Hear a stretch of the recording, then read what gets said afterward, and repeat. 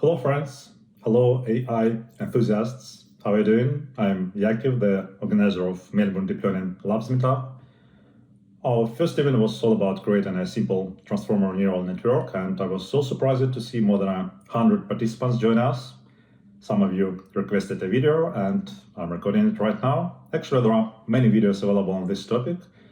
The most popular one has more than 2 million views at the moment. It's quite impressive that the author managed to fit whole GPT implementation and training into just 400 lines of Python code.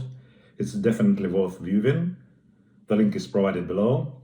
A good question: why do we need another tutorial on creating a mini GPT from scratch? This video is dedicated to software engineers who love starting learning anything with a sort of hello world application that fits on a single screen and can easily run on a local computer. So the plan for today is just a few words about the deep learning theory, and right after we will review the hello world application in the GPT universe. The theory. In simple terms, most neural networks work like pure functions in computer programming. There are some types of such as RNN and LSTMs that maintain internal state and might be seen as nearly Turing complete. However, they face performance issues as they grow larger, so consider neural networks as deterministic mathematical functions that deal with number arrays. That's simple, and there is this cool concept called the universal approximation theorem. Basically, it means a neural network can, in theory, imitate almost anything. Given this incredible power, we can attempt to create functions that classify images, translate text, answer our questions, or whatever. I highly recommend 3 Blue, 1 Brown's YouTube channel. This is a fantastic series of videos, just perfect for beginners and for those who really want to learn more. Another one of the best resources is the MIT Introduction to Deep Learning. Both links are provided below this video. Now back to our hello world application. Let's first review Python libraries and tools for deep learning. PyTorch and TensorFlow are the 2 most popular libraries for building neural networks. There is no clear winner, and unfortunately, there is no easy way to choose which one to learn first. TensorFlow has been around a bit longer and it's more mature, but PyTorch seems to be gaining popularity, especially in open source projects. The power of neural networks comes from 2 key components: the neural network model and the training data. Both are equally important. As a data scientist, it's totally okay to invest more time and efforts into data collection and preparation rather than on model design. After all, if you feed an exceptional model with rubbish training data, you'll get results of the same low quality. Our hello world application is a Python notebook in a TensorFlow Keras tutorial titled Miniature GPT. Simply find it by googling Miniature GPT or use the link below this video. This notebook has 3 essential sections related to data preparation, model design, and training. The data. We collected movie reviews from the public database. Take a look.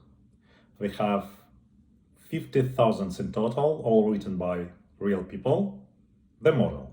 It's well aligned with the iconic attention is all you need architecture image. However, as this is a miniature GPT, we skip the encoder with cross attention, so the entire left side is out of scope, but we keep the original concept with embedding and positional encoding layers, masked multi-head attention, and feed-forward layer. Alright, let's jump right into the notebook. As it always happens, we want to run the code before reviewing it, right? Here's Google Colab link that allows you to run it easily. Please pause this video and do it. Here is the model source code, nicely fitting into just one screen. And look here. On the end of every training epoch, we generate and print sample output that shows how good our model in generating new movie reviews. The more we train the model, the better and more natural these reviews become. In conclusion, this is arguably the simplest GPT Hello World example I found. It covers the entire network pipeline and fit onto just a few screens.